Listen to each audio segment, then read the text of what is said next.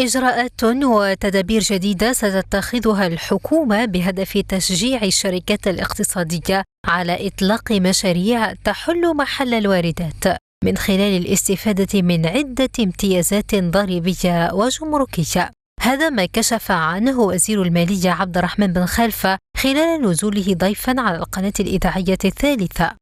بن خلفة قال أن كل شركة تقوم بنشاطات اقتصادية تحل محل الواردات ستستفيد من تخفيض من 10 إلى 20% من الضريبة على أرباح الشركات، وكذا الضريبة على النشاط المهني والضريبة على الدخل العام والضريبة على القيمة المضافة وكذا الرسوم الجمركية. Vous savez, la loi de finances a commencé en 2014, après le Conseil des ministres, le président de la République, déjà en 2014 avait des instructions qui ont été prises en charge par le Premier ministre et le gouvernement. Ce sont des mesures d'abord qui consistent de mesures financières, fiscales, qui consistent à faire en sorte que toute entreprise qui s'installe dans la substitution aux importations bénéficie de quelque chose qui va de 10 à 20% en matière d'impôts.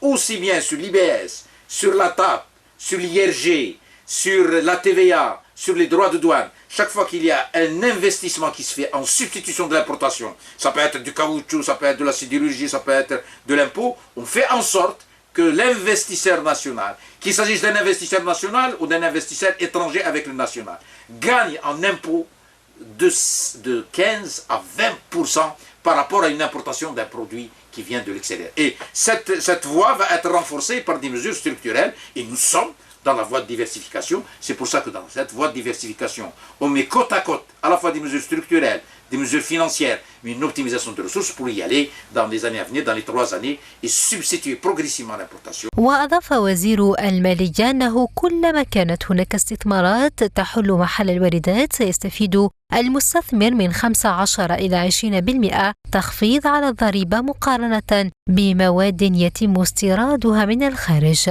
كما أكد وزير المالية عبد الرحمن بن خلفة في السياق ذاته أن هذا المنحى سيتم تدعيمه بإجراءات هيكلية. فهل تستطيع الحكومة فعلا تحفيز الشركات الاقتصادية على المستوى الوطني في ظل سياسة التقشف وتدني أسعار النفط وما له من تبعات على الاقتصاد الوطني؟